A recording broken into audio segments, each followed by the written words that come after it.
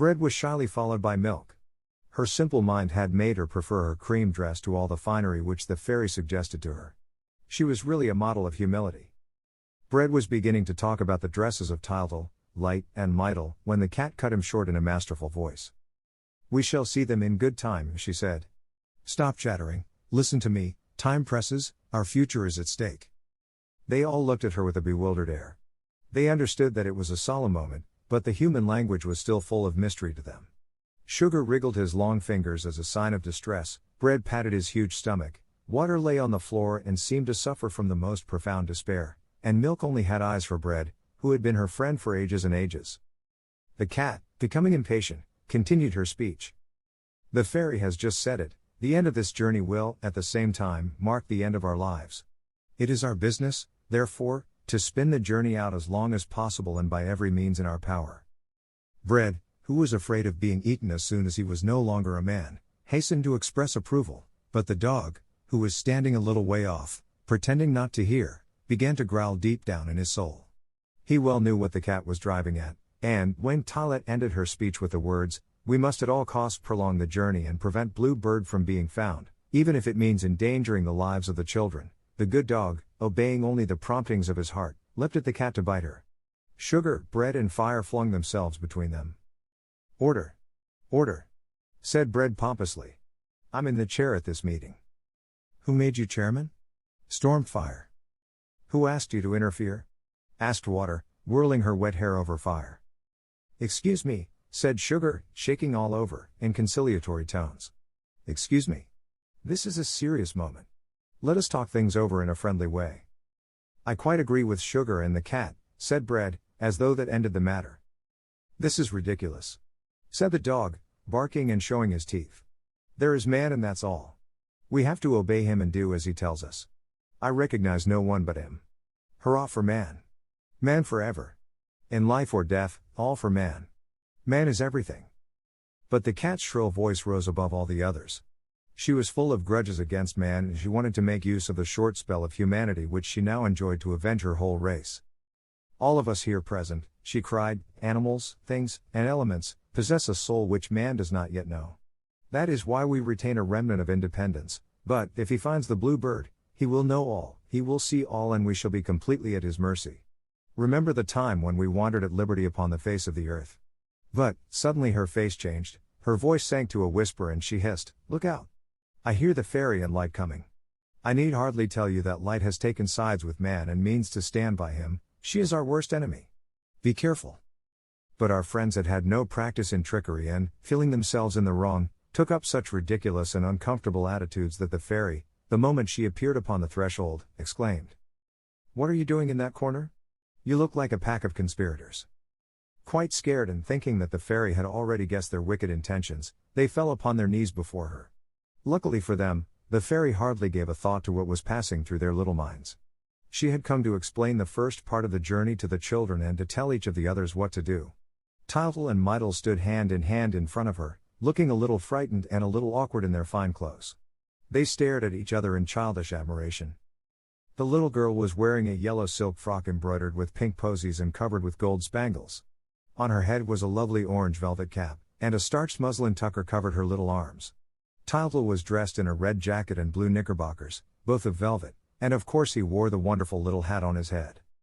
Delighted with the importance of his duty, undid the top of his robe, drew his scimitar and cut 2 slices out of his stomach. The fairy said to them, "It is just possible that the Blue Bird is hiding at your grandparents in the land of memory, so you will go there first." "But how shall we see them, if they are dead?" asked Tyltyl. Then the good fairy explained that they would not be really dead until their grandchildren ceased to think of them. "Men do not know this secret," she added. "But, thanks to the diamond, you, Tyltyl, will see that the dead whom we remember live as happily as though they were not dead." "Are you coming with us?" asked the boy, turning to Light, who stood in the doorway and lit up all the hall. "No," said the fairy. "Light must not look at the past. Her energies must be devoted to the future." The 2 children were starting on their way, when they discovered that they were very hungry. The fairy at once ordered Bread to give them something to eat, and that big, fat fellow, delighted with the importance of his duty, undid the top of his robe, drew his scimitar and cut 2 slices out of his stomach. The children screamed with laughter. Tyler dropped his gloomy thoughts for a moment and begged for a bit of bread, and everybody struck up the farewell chorus. Sugar, who was very full of himself, also wanted to impress the company and, breaking off 2 of his fingers, handed them to the astonished children. As they were all moving towards the door, the fairy Barraloon stopped them. "Not today," she said. "The children must go alone. It would be indiscreet to accompany them. They are going to spend the evening with their late family. Come, be off. Goodbye, dear children, and mind that you are back in good time, it is extremely important." Sugar also wanted to impress the company and, breaking off 2 of his fingers, handed them to the astonished children. The 2 children took each other by the hand and, carrying the big cage, passed out of the hall, and their companions, at a sign from the fairy, filed in front of her to return to the palace. Our friend Tyler was the only one who did not answer to his name. The moment he heard the fairy say that the children were to go alone, he had made up his mind to go and look after them, whatever happened, and, while the others were saying goodbye, he hid behind the door. But the poor fellow had reckoned without the all-seeing eyes of the fairy Barraloon. "Tylo!" she cried. "Tylo! Here!" And the poor dog, who had so long been used to obey, dared not resist the command and came, with his tail between his legs, to take his place among the others. He howled with despair when he saw his little master and mistress swallowed up in the great gold staircase. Chapter 3. The Land of Memory. The fairy Barraloon had told the children that the Land of Memory was not far off, but to reach it you had to go through a forest that was so dense and so old that your eyes could not see the tops of the trees. It was always shrouded in a heavy mist, and the children would certainly have lost their way, if the fairy had not said to them beforehand, "It is straight ahead, and there is only one road." The ground was carpeted with flowers which were all alike. They were snow-white pansies and very pretty, but, as they never saw the sun, they had no scent. Those little flowers comforted the children, who felt extremely lonely. A great mysterious silence surrounded them, and they trembled a little with a very pleasant sense of fear which they had never felt before. "Let's take Granny a bunch of flowers," said Mydle. "That's a good idea. She will be pleased," cried Tyltyl. And, as they walked along, the children gathered a beautiful white nosegay. The dear little things did not know that every pansy, which means a thought, that they picked brought them nearer to their grandparents, and they soon saw before them a large oak with a notice board nailed to it. "Here we are!" cried the boy in triumph, as, climbing up on a root, he read, "The Land of Memory." They had arrived, but they turned to every side without seeing a thing. "I can see nothing at all," whimpered Mydle. "I'm cold. I'm tired. I don't want to travel any more." Tyltyl, who was wholly wrapped up in his errand, lost his temper. "Come, don't keep on crying just like water. You ought to be ashamed of yourself," he said. "There. Look. Look. The fog is lifting." And, sure enough, the mist parted before their eyes, like veils torn by an invisible hand. The big trees faded away, everything vanished and, instead, there appeared a pretty little peasant's cottage, covered with creepers and standing in a little garden filled with flowers and with trees all over fruit. Everything vanished and, instead, there appeared a pretty little peasant's cottage. The children at once knew the dear cow in the orchard, the watchdog at the door, the blackbird in his wicker cage, and everything was steeped in a pale light and a warm and balmy air. Tyltyl and Mydle stood amazed. So that was the Land of Memory. What lovely weather it was. And how nice it felt to be there.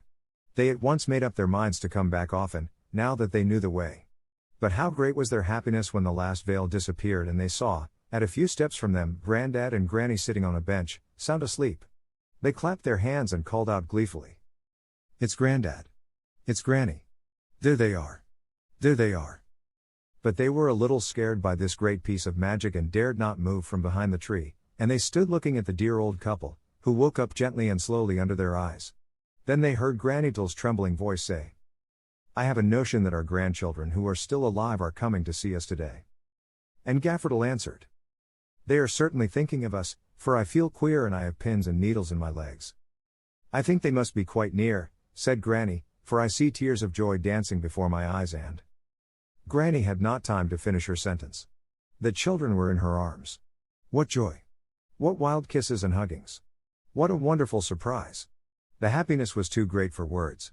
They laughed and tried to speak and kept on looking at one another with delighted eyes. It was so glorious and so unexpected to meet again like this. When the first excitement was over, they all began to talk at once. "How tall and strong you've grown, Tyltyl," said Granny. And Granddad cried. And Mydle. Just look at her. What pretty hair, what pretty eyes. And the children danced and clapped their hands and flung themselves by turns into the arms of one or the other. At last, they quieted down a little, and, with Mydle nestling against Granddad's chest and Toddle comfortably perched on Granny's knees, they began to talk of family affairs. How are Daddy and Mummytle? Asked Granny. Quite well, Granny, said Toddle. They were asleep when we went out. Granny gave them fresh kisses and said, My word, how pretty they are and how nice and clean. Why don't you come to see us oftener? It is months and months now that you have forgotten us and that we have seen nobody.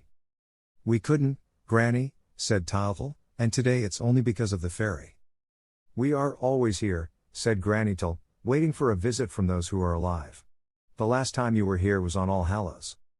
All Hallows? We didn't go out that day, for we both had colds. But you thought of us. And, every time you think of us, we wake up and see you again. Toddle remembered that the fairy had told him this. He had not thought it possible then, but now, with his head on the heart of the dear Granny whom he had missed so much, he began to understand things and he felt that his grandparents had not left him altogether. He asked, So you are not really dead? The old couple burst out laughing. When they exchanged their life on earth for another and a much nicer and more beautiful life, they had forgotten the word dead. What does that word dead mean? Asked Gaffertle. Why, it means that one's no longer alive, said Toddle.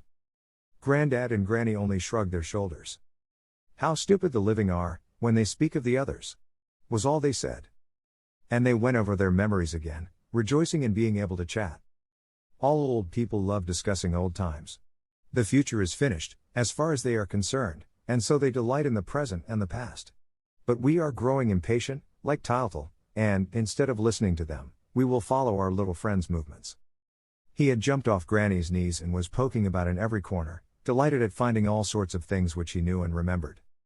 Nothing has changed, everything is in its old place, he cried. And, as he had not been to the old people's home for so long, everything struck him as much nicer, and he added, in the voice of one who knows, only everything is prettier.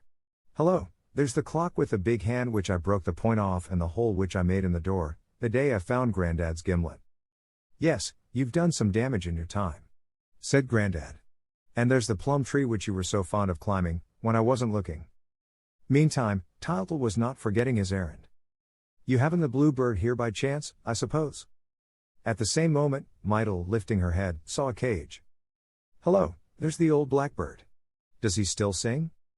As she spoke, the blackbird woke up and began to sing at the top of his voice. You see, said Granny, as soon as one thinks of him. Toddle was simply amazed at what he saw. But he's blue, he shouted. Why, that's the bird, the blue bird. He's blue, blue, blue as a blue glass marble. Will you give him to me? The grandparents gladly consented, and, full of triumph, Toddle went and fetched the cage which he had left by the tree. He took hold of the precious bird with the greatest of care, and it began to hop about in its new home. How pleased the fairy will be, said the boy, rejoicing at his conquest. And light too. Come along, said the grandparents. Come and look at the cow and the bees.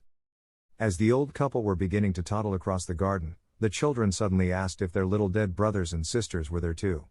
At the same moment, 7 little children, who, up to then, had been sleeping in the house, came tearing like mad into the garden. Toddle and Mydle ran up to them. They all hustled and hugged one another and danced and whirled about and uttered screams of joy. Here they are, said Granny. As soon as you speak of them, they are there, the imps. Toddle caught a little one by the hair. Hello, Pierrot. So we're going to fight again, as in the old days. And Robert. I say, Jean, what's become of your top? Madeline and Pierrette and Pauline. And here's Riquette. Mydle laughed. Riquette's still crawling on all fours. Toddle noticed a little dog yapping around them. There's Kiki, whose tail I cut off with Pauline's scissors. He hasn't changed either. No, said Gaffertle, in a voice of great importance, nothing changes here. But, suddenly, amid the general rejoicings, the old people stopped spellbound. They had heard the small voice of the clock indoors strike 8. The grandparents and grandchildren sat down to supper. How's this? They asked. It never strikes nowadays. That's because we no longer think of the time, said Granny. Was anyone thinking of the time? Yes, "I was," said Tyltyl. "So it's 8 o'clock? Then I'm off, for I promised Light to be back before 9. He was going for the cage, but the others were too happy to let him run away so soon. It would be horrid to say goodbye like that." Granny had a good idea. She knew what a little glutton Tyltyl was. It was just supper time and, as luck would have it, there was some capital cabbage soup and a beautiful plum tart. "Well," said our hero, "as I've got the bluebird. And cabbage soup is a thing you don't have every day." They all hurried and carried the table outside and laid it with a nice white tablecloth and put a plate for each, and, lastly, Granny brought out the steaming soup tureen in state. The lamp was lit and the grandparents and grandchildren sat down to supper, jostling and elbowing one another and laughing and shouting with pleasure. Then, for a time, nothing was heard but the sound of the wooden spoons noisily clattering against the soup plates. "How good it is! Oh, how good it is!" shouted Tyltyl, who was eating greedily. "I want some more. More. More. More." Come, a little more quiet," said Grandad. "You're just as ill-behaved as ever, and you'll break your plate." Tyltyl took no notice of the remark, stood up on his stool, caught hold of the tureen and dragged it towards him and upset it, and the hot soup trickled all over the table and down upon everybody's lap. The children yelled and screamed with pain. Granny was quite scared, and Grandad was furious. He dealt our friend Tyltyl a tremendous box on the ear. Tyltyl was staggered for a moment, and then he put his hand to his cheek with a look of rapture and exclaimed, "Grandad, how good, how jolly! It was just like the slaps you used to give me when you were alive. I must give you a kiss for it." Everybody laughed. "There's more where that came from, if you like them," said Grandad, grumpily. But he was touched, all the same, and turned to wipe a tear from his eyes. "Goodness!" cried Tyltyl, starting up. "There's 8:30 striking. Meitel, we've only just got time." Granny in vain implored them to stay a few minutes longer. "No, we can't possibly," said Tyltyl firmly. "I promise Light." And he hurried to take up the precious cage. "Goodbye, Grandad. Goodbye, Granny. Goodbye, brothers and sisters, Pierrot, Robert, Pauline, Madeline, Riquette, and you, too, Kiki. We can't stay. Don't cry, Granny, we will come back often." Poor old Grandad was very much upset and complained lustily. "Gracious me, how tiresome the living are, with all their fuss and excitement." Tyltyl tried to console him and again promised to come back very often. "Come back every day," said Granny. "It is our only pleasure, and it's such a treat for us when your thoughts pay us a visit." "Goodbye. Goodbye," cried the brothers and sisters in chorus. "Come back very soon. Bring us some barley sugar." There were more kisses, all waved their handkerchiefs, all shouted a last goodbye. But the figures began to fade away, the little voices could no longer be heard, the two children were once more wrapped in mist, and the old forest covered them with its great dark mantle. "I'm so frightened," whimpered Meitel. "Give me your hand, little brother. I'm so frightened." Tyltyl was shaking too, but it was his duty to try and comfort and console his sister. "Hush," he said. "Remember that we are bringing back the blue bird." As he spoke, a thin ray of light pierced the gloom, and the little boy hurried towards it. He was holding his cage tight in his arms, and the first thing he did was to look at his bird. Alas and alack, what a disappointment awaited him. The beautiful blue bird of the land of memory had turned quite black. Stare at it as hard as Tyltyl might, the bird was black. Oh, how he knew the old blackbird that used to sing in its wicker prison, in the old days, at the door of the house. What had happened? How painful it was. And how cruel life seemed to him just then. He had started on his journey with such zest and delight that he had not thought for a moment of the difficulties and dangers. Full of confidence, pluck and kindness, he had marched off, certain of finding the beautiful blue bird which would bring happiness to the fairy's little girl. And now all his hopes were shattered. For the first time, our poor friend understood the trials, the vexations and the obstacles that awaited him. Alas, was he attempting an impossible thing? Was the fairy making fun of him? Would he ever find the bluebird? All his courage seemed to be leaving him. To add to his misfortunes, he could not find the straight road by which he had come. There was not a single white pansy on the ground, and he began to cry. Luckily, our little friends were not to remain in trouble long. The fairy had promised that Light would watch over them. The first trial was over, and, just as outside the old people's house a little while ago, the mist now suddenly lifted. But, instead of disclosing a peaceful picture, a gentle, homely scene, it revealed a marvelous temple, with a blinding glare streaming from it. On the threshold stood Light, fair and beautiful in her diamond-colored dress. She smiled when Tyler told her of his first failure. She knew what the little ones were seeking, she knew everything. For Light surrounds all mortals with her love, though none of them is fond enough of her ever to receive her thoroughly and thus to learn all the secrets of truth. Now, for the first time, thanks to the diamond which the fairy had given to the boy, she was going to try and conquer a human soul. "Do not be sad," she said to the children. "Are you not pleased to have seen your grandparents? Is that not enough happiness for one day? Are you not glad to have restored the old blackbird to life? Listen to him singing." For the old blackbird was singing with might and main, and his little yellow eyes sparkled with pleasure as he hopped about his big cage. As you look for the bluebird, dear children, accustom yourselves to love the gray birds which you find on your way. She nodded her fair head gravely, and it was quite clear that she knew where the bluebird was. But life is often full of beautiful mysteries, which we must respect, lest we should destroy them, and, if Light had told the children where the bluebird was, well, they would never have found him. I will tell you why at the end of this story. And now let us leave our little friends to sleep on beautiful white clouds under Light's watchful care. Chapter 4. The Palace of Night. Some time after, the children and their friends met at the first dawn to go to the Palace of Night, where they hoped to find the bluebird. Several of the party failed to answer to their names when the roll was called. Milk, for whom any sort of excitement was bad, was keeping her room. Water sent an excuse; she was accustomed always to travel in a bed of moss, was already half dead with fatigue and was afraid of falling ill. As for Light, she had been on bad terms with Night since the world began, and Fire, as a relation, shared her dislike.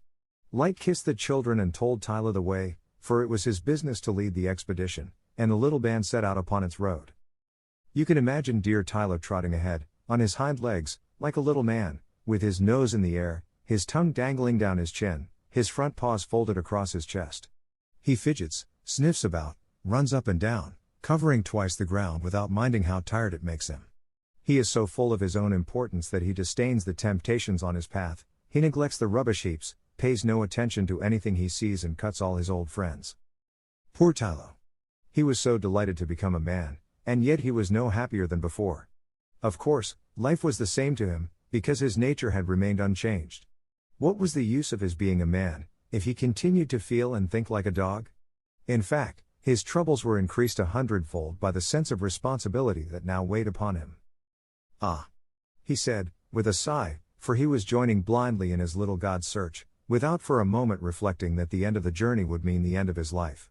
"Ah," he said, "if I got hold of that rascal of a bluebird, trust me, I wouldn't touch him even with the tip of my tongue, not if he were as plump and sweet as a quail." Bread followed solemnly, carrying the cage, the two children came next, and Sugar brought up the rear. But where was the cat? To discover the reason of her absence, we must go a little way back and read her thoughts. At the time when Tylet called a meeting of the animals and things in the fairies' hall, she was contemplating a great plot which would aim at prolonging the journey, but she had reckoned without the stupidity of her hearers. "The idiots," she thought, "have very nearly spoiled the whole thing by foolishly throwing themselves at the fairies' feet, as though they were guilty of a crime. It is better to rely upon oneself alone. In my cat life, all our training is founded on suspicion. I can see that it is just the same in the life of men. Those who confide in others are only betrayed. It is better to keep silent and to be treacherous oneself." The road to the Palace of Night was rather long and rather dangerous. As you see, my dear little readers, the cat was in the same position as the dog. She had not changed her soul and was simply continuing her former existence. But, of course, she was very wicked, whereas our dear Tylo was, if anything, too good. Tylet, therefore, resolved to act on her own account and went, before daybreak, to call on Night, who was an old friend of hers. The road to the Palace of Night was rather long and rather dangerous. It had precipices on either side of it. You had to climb up and climb down and then climb up again among high rocks that always seemed waiting to crush the passers-by. At last, you came to the edge of a dark circle, and there you had to go down thousands of steps to reach the black marble underground palace in which Night lived. The cat, who had often been there before, raced along the road, light as a feather. Her cloak, borne on the wind, streamed like a banner behind her, the plume in her hat fluttered gracefully, and her little gray kid boots hardly touched the ground. She soon reached her destination and, in a few bounds, came to the great hall where Night was. It was really a wonderful sight. Night, stately and grand as a queen, reclined upon her throne. She slept, and not a glimmer, not a star twinkled around her. But we know that the night has no secrets for cats and that their eyes have the power of piercing the darkness. So Tylet saw night as though it were broad daylight. Before waking her, she cast a loving glance at that motherly and familiar face. It was white and silvery as the moon, and its unbending features inspired both fear and admiration. Night's figure, which was half visible through her long black veils, was as beautiful as that of a Greek statue. She had long arms and a pair of enormous wings, now furled in sleep, came from her shoulders to her feet and gave her a look of majesty beyond compare. Still, in spite of her affection for her best of friends, Tylet did not waste too much time in gazing at her. It was a critical moment, and time was short. Tired and jaded and overcome with anguish, she sank upon the steps of the throne and mewed, plaintively. "It is I, Mother Night. I am worn out." Night sat up, all quivering. Her immense wings beat around her, and she questioned Tylet in a trembling voice. Night is of an anxious nature and easily alarmed. Her beauty, built up of peace and repose, possesses the secret of silence, which life is constantly disturbing, a star shooting through the sky, a leaf falling to the ground, the hoot of an owl, a mere nothing is enough to tear the black velvet pall which she spreads over the earth each evening. The cat, therefore, had not finished speaking, when Night sat up, all quivering. Her immense wings beat around her, and she questioned Tylet in a trembling voice. As soon as she had learned the danger that threatened her, she began to lament her fate. What? A man's son coming to her palace. And, perhaps, with the help of the magic diamond, discovering her secrets. What should she do? What would become of her? How could she defend herself? And, forgetting that she was sinning against silence, her own particular god, Night began to utter piercing screams.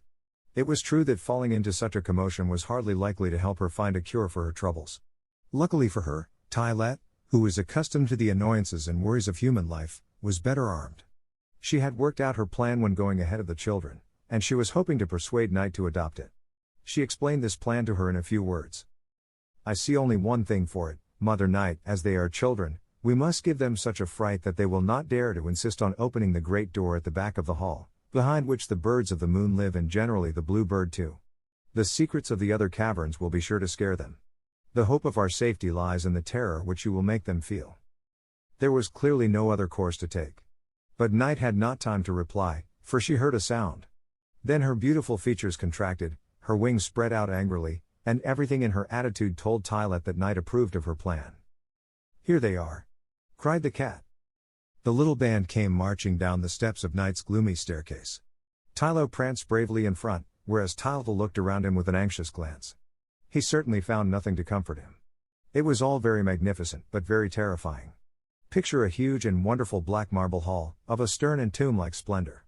There is no ceiling visible, and the ebony pillars that surround the amphitheater shoot up to the sky. It is only when you lift your eyes up there that you catch the faint light falling from the stars. Everywhere, the thickest darkness reigns. Two restless flames, no more, flicker on either side of Night's throne, before a monumental door of brass.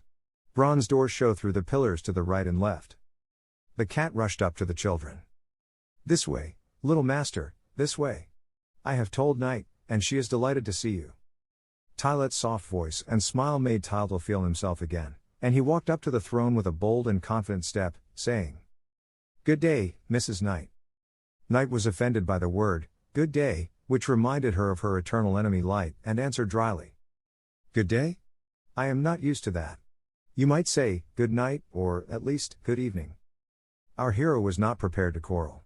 He felt very small in the presence of that stately lady. He quickly begged her pardon as nicely as he could, and very gently asked her leave to look for the blue bird in her palace. "I have never seen him, he is not here," exclaimed Night, flapping her great wings to frighten the boy. But, when he insisted and gave no sign of fear, she herself began to dread the diamond, which, by lighting up her darkness, would completely destroy her power, and she thought it better to pretend to yield to an impulse of generosity and at once to point to the big key that lay on the steps of the throne. Without a moment's hesitation, Tylet seized hold of it and ran to the first door of the hall. Everybody shook with fright. Bread's teeth chattered in his head. Sugar, who was standing some way off, moaned with mortal anguish. Myrtle howled. "Where is Sugar? I want to go home." Meanwhile, Tylet, pale and resolute, was trying to open the door, while Night's grave voice, rising above the din, proclaimed the first danger. "It's the ghosts." "Oh, dear," thought Tylet. "I have never seen a ghost, it must be awful." The faithful Tylo, by his side, was panting with all his might, for dogs hate anything uncanny. At last, the key grated in the lock. Silence reigned as dense and heavy as the darkness. No one dared draw a breath. Then the door opened, and, in a moment, the gloom was filled with white figures running in every direction. Some lengthened out right up to the sky, others twined themselves round the pillars, others wriggled ever so fast along the ground. They were something like men, but it was impossible to distinguish their features, the eye could not catch them. The moment you looked at them, they turned into a white mist. Tyltyl did his best to chase them, for Mrs. Knight kept to the plan contrived by the cat and pretended to be frightened. She had been the ghost's friend for hundreds and hundreds of years and had only to say a word to drive them in again, but she was careful to do nothing of the sort and, flapping her wings like mad, she called upon all her gods and screamed. Drive them away. Drive them away. Help! Help! But the poor ghosts, who hardly ever come out now that man no longer believes in them, were much too happy at taking a breath of air, and, had it not been that they were afraid of Tyltyl, who tried to bite their legs, they would never have been put back indoors. Oof! Gasped the dog, when the door was shut at last. I have strong teeth, goodness knows, but chaps like those I never saw before. When you bite them, you'd think their legs were made of cotton. By this time, Tyltyl was making for the second door and asking, "What's behind this one?" Knight made a gesture as though to put him off. Did the obstinate little fellow really want to see everything? Must I be careful when I open it? Asked Tyltyl. No, said Knight, it is not worthwhile. It's the sicknesses. They are very quiet, the poor little things. Man, for some time, has been waging such war upon them. Open and see for yourself. Tyltyl threw the door wide open and stood speechless with astonishment. There was nothing to be seen. He was just about to close the door again, when he was hustled aside by a little body in a dressing gown and a cotton nightcap, who began to frisk about the hall, wagging her head and stopping every minute to cough, sneeze and blow her nose, and to pull on her slippers, which were too big for her and kept dropping off her feet. Sugar, Bread and Tyltyl were no longer frightened and began to laugh like anything. But they had no sooner come near the little person in the cotton nightcap than they themselves began to cough and sneeze. It's the least important of the sicknesses, said Knight. It's cold in the head. Oh dear, thought Sugar. If my nose keeps on running like this, I'm done for, I shall melt. Wagging her head and stopping every minute to cough, sneeze and blow her nose. Poor Sugar. He did not know where to hide himself. He had become very much attached to life since the journey began, for he had fallen over head and ears in love with water. And yet this love caused him the greatest worry. Miss Water was a tremendous flirt, expected a lot of attention and was not particular with whom she mixed, but mixing too much with water was an expensive luxury, as poor Sugar found to his cost, for, at every kiss he gave her, he left a bit of himself behind, until he began to tremble for his life. When he suddenly found himself attacked by cold in the head, he would have had to fly from the palace, but for the timely aid of our dear Tyltyl, who ran after the little minx and drove her back to her cavern, amidst the laughter of Tyltyl and Mytyl, who thought gleefully that, so far, the trial had not been very terrible. The boy, therefore, ran to the next door with still greater courage. Take care! Cried Knight, in a dreadful voice. It's the wars.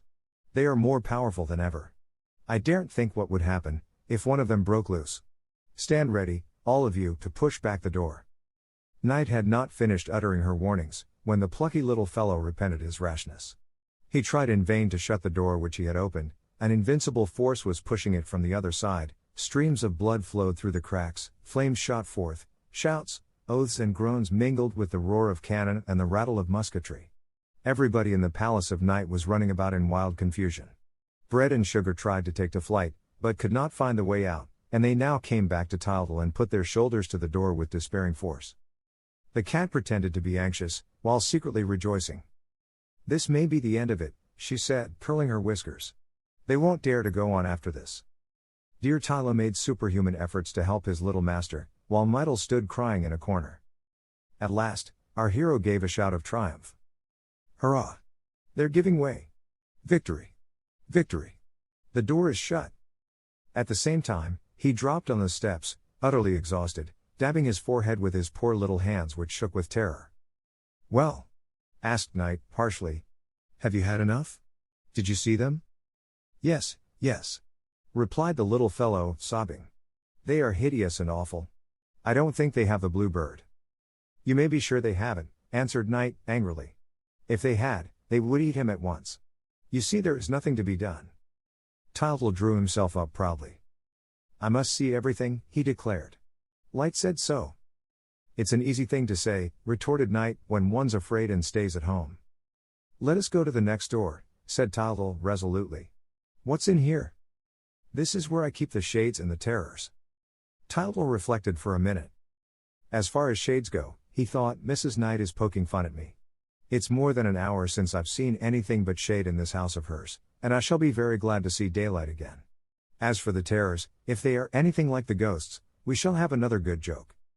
Our friend went to the door and opened it, before his companions had time to protest. For that matter, they were all sitting on the floor, exhausted with the last fright, and they looked at one another in astonishment, glad to find themselves alive after such a scare. Meanwhile, Tyltyl threw back the door and nothing came out. "There's no one there," he said. "Yes, there is. Yes, there is. Look out," said Night, who was still shamming fright. She was simply furious. She had hoped to make a great impression with her terrors, and, lo and behold, the wretches, who had so long been snubbed by man, were afraid of him. She encouraged them with kind words and succeeded in coaxing out a few tall figures covered with grey veils. They began to run all around the hall until, hearing the children laugh, they were seized with fear and rushed indoors again. The attempt had failed, as far as Night was concerned, and the dread hour was about to strike. Already, Tyltyl was moving towards the big door at the end of the hall. A few last words took place between them. "Do not open that one," said Night, in awestruck tones. "Why not?" "Because it's not allowed. Then it's here that the blue bird is hidden. Go no farther, do not tempt fate, do not open that door." "But why?" again asked Tyltyl, obstinately. Thereupon, Night, irritated by his persistency, flew into a rage, hurled the most terrible threats at him, and ended by saying, "Not one of those who have opened it, were it but by a hair's breadth, has ever returned alive to the light of day. It means certain death, and all the horrors, all the terrors, all the fears of which men speak on earth are as nothing compared with those which await you if you insist on touching that door." "Don't do it, master dear," said Bread, with chattering teeth. "Don't do it. Take pity on us. I implore you on my knees." "You are sacrificing the lives of all of us," mewed the cat. "I won't. I shan't," sobbed Mytyl. "Pity. Pity," whined Sugar, wringing his fingers. All of them were weeping and crying, all of them crowded round Tyltyl. Dear Tylô alone, who respected his little master's wishes, dared not speak a word, though he fully believed that his last hour had come. 2 big tears rolled down his cheeks, and he licked Tyltyl's hands in despair. It was really a most touching scene, and for a moment, our hero hesitated. His heart beat wildly, his throat was parched with anguish, he tried to speak and could not get out a sound. Besides, he did not wish to show weakness in the presence of his hapless companions. "If I have not the strength to fulfill my task," he said to himself, "who will fulfill it? If my friends behold my distress, it is all up with me, they will not let me go through with my mission and I shall never find the blue bird."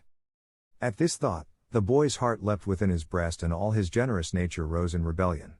It would never do to be, perhaps, within arm's length of happiness and not to try for it, at the risk of dying in the attempt, to try for it and hand it over at last to all mankind. That settled it. Tyltyl resolved to sacrifice himself. Like a true hero, he brandished the heavy golden key and cried, "I must open the door." He ran up to the great door, with Tylô panting by his side. The poor dog was half dead with fright, but his pride and his devotion to Tyltyl obliged him to smother his fears. "I shall stay," he said to his master, "I'm not afraid. I shall stay with my little god." In the meantime, all the others had fled. Bread was crumbling to bits behind a pillar, Sugar was melting in a corner with Mytyl in his arms, Night and the cat, both shaking with fury, kept to the far end of the hall. A wonderful garden lay before him. A dream garden filled with flowers that shone like stars. Then Tyltyl gave Tylô a last kiss, pressed him to his heart and, with never a tremble, put the key in the lock. Yells of terror came from all the corners of the hall, where the runaways had taken shelter, while the 2 leaves of the great door opened by magic in front of our little friend, who was struck dumb with admiration and delight. What an exquisite surprise! A wonderful garden lay before him, a dream garden filled with flowers that shone like stars, waterfalls that came rushing from the sky and trees which the moon had clothed in silver. And then there was something whirling like a blue cloud among the clusters of roses. Tyltyl rubbed his eyes, he could not believe his senses. He waited, looked again, and then dashed into the garden, shouting like mad. "Come quickly! Come quickly! They are here! We have them at last. Millions of bluebirds. Thousands of millions. Come, Myrtle. Come, Tylo. Come, all. Help me. You can catch them by handfuls. Reassured at last, his friends came running up and all darted in among the birds, seeing who could catch the most. I've caught 7 already, cried Myrtle. I can't hold them. Nor can I, said Tylo. I have too many of them. They're escaping from my arms. Tylo has some too. Let us go out, let us go. Light is waiting for us. How pleased she will be. This way, this way. And they all danced and scampered away in their glee, singing songs of triumph as they went. Night and the cat, who had not shared in the general rejoicing, crept back anxiously to the great door, and Night whimpered. Haven't they got him? No, said the cat, who saw the real blue bird perched high up on a moonbeam. They could not reach him, he kept too high. Our friends in all haste ran up the numberless stairs between them and the daylight. Each of them hugged the birds which he had captured, never dreaming that every step which brought them nearer to the light was fatal to the poor things, so that, by the time they came to the top of the staircase, they were carrying nothing but dead birds. Light was waiting for them anxiously. Well, have you caught him? She asked. Yes, yes, said Tylo. Lots of them. There are thousands. Look. As he spoke, he held out the dear birds to her and saw, to his dismay, that they were nothing more than lifeless corpses. Their poor little wings were broken and their heads drooped sadly from their necks. The boy, in his despair, turned to his companions. Alas, they too were hugging nothing but dead birds.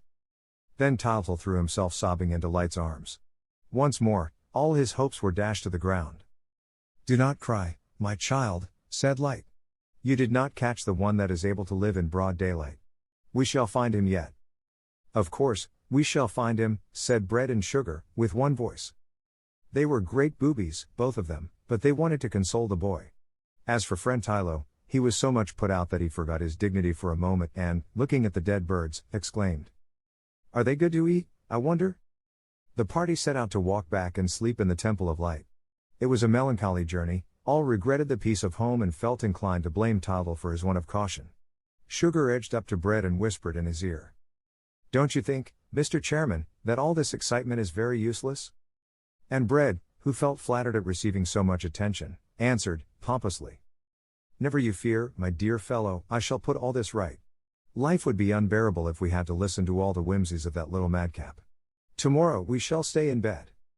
They forgot that, but for the boy at whom they were sneering, they would never have been alive at all, and that, if he had suddenly told Bread that he must go back to his pan to be eaten and Sugar that he was to be cut into small lumps to sweeten Daddy's coffee and Mummy's syrups, they would have thrown themselves at their benefactor's feet and begged for mercy. In fact, they were incapable of appreciating their good luck until they were brought face to face with bad. Poor things. The fairy Barraloon, when making them a present of their human life, ought to have thrown in a little wisdom. They were not so much to blame. Of course, they were only following man's example. Given the power of speaking, they jabbered, knowing how to judge, they condemned, able to feel, they complained. They had hearts which increased their sense of fear, without adding to their happiness. As to their brains, which could easily have arranged all the rest, they made so little of them that they had already grown quite rusty, and, if you could have opened their heads and looked at the works of their life inside, you would have seen the poor brains, which were their most precious possession, jumping about at every movement they made and rattling in their empty skulls like dry peas in a pod. Fortunately, Light, thanks to her wonderful insight, knew all about their state of mind. She determined, therefore, to employ the elements and things no more than she was obliged to. They are useful, she thought, to feed the children and amuse them on the way, but they must have no further share in the trials, because they have neither courage nor conviction. Meanwhile, the party walked on, the road widened out and became resplendent, and, at the end, the Temple of Light stood on a crystal height, shedding its beams around. The tired children made the dog carry them pick-a-back by turns, and they were almost asleep when they reached the shining steps. 英語聞き流しリスニング、英語テキストと MP3 ダウンロード、その他の物語は、ホームページからお聞きいただけます。88thpp.com 88thpp.com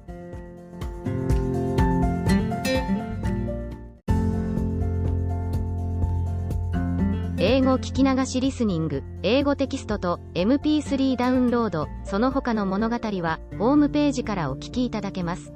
88thpp.com 88thpp.com